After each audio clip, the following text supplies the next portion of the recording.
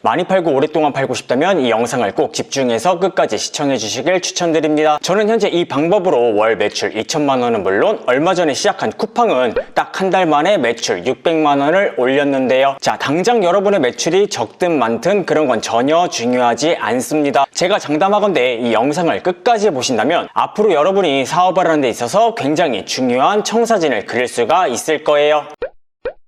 안녕하세요 대표님들, 홍치부입니다. 자, 여러분, 스마트 스토어나 쿠팡 같은 온라인 커머스를 하면서 가장 이상적인 테크트리가 있다면 무엇일까요? 제 생각에는 당연히 위탁, 사입, 자사몰 혹은 제조 순서로 사업을 확장시키고 매출을 올리는 건데요. 자, 하지만 이게 이렇게 말은 쉬워도 막상 하려고 하면 어디서부터 어떻게 해야 되는지 굉장히 막막하고 막연하실 거예요. 자, 그래서 지금부터 제 경험을 바탕으로 스토어 매출을 안정적으로 늘리고 오랫동안 유지할 수 있는 방법을 알려드리도록 하겠습니다. 자, 이상적인 스토어 테크트리 첫 번째 단계는 바로 카테고리의 단일화, 즉 전문몰이 되는 건데요. 일단 이유는 뒤로 미루고 결과부터 바로 보여드릴게요.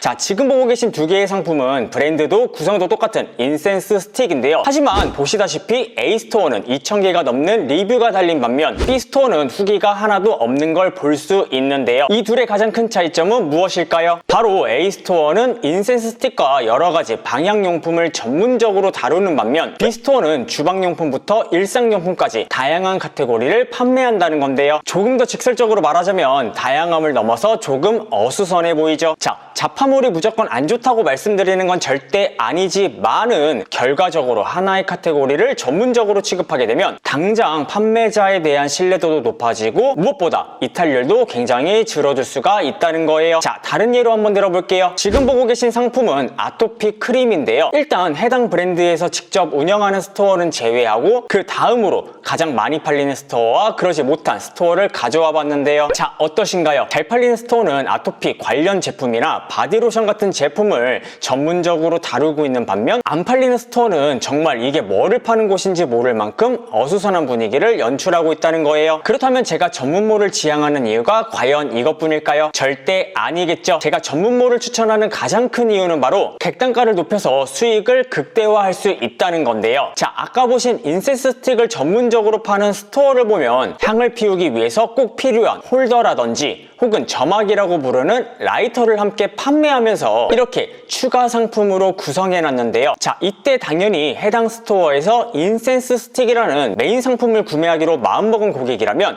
굳이 홀더나 라이터를 구매하기 위해서 이탈하는 경우가 현저히 줄어든다는 거예요. 그리고 이런 선순환의 과정을 계속해서 반복하다 보면 매출과 함께 어느 순간 인센스 스틱은 A스토어라는 인식이 생기면서 재방문율이 높아지고 자연스럽게 스토어가 브랜드화가 된다는 건데요. 이때 보통 많이들 스토어 로고를 각인시킨 자체 제작 상품을 만들어서 팔게 되고요. 이렇게 되면 자사몰이나 제조로 넘어갈 때 굉장히 남들보다 안정적인 상태에서 진행을 할 수가 있겠죠. 그 밖에 SNS 운영이나 광고 마케팅에 있어서도 리소스를 최소화하고 효율을 극대화할 수 있기도 하고 여러가지 장점이 있지만 일단은 넘어가도록 하겠습니다. 자, 우리 똑똑한 구독자 대표님들은 이미 눈치를 채셨겠지만 오늘 제가 말씀드리고 싶었던 내용은 바로 브랜딩이었어요. 하지만 바로 브랜드와 브랜딩에 대해서 설명을 하게 되면 많은 분들이 지레 겁을 먹고 보지 않을 것 같아서 조금 돌려서 설명을 하게 되었는데요. 자, 스토어를 운영하면서 넥스트 레벨로 가기 위해 꼭 해야 되는 브랜딩 작업. 하지만 많은 분들이 착각하고 계시는 게 브랜딩이라는 게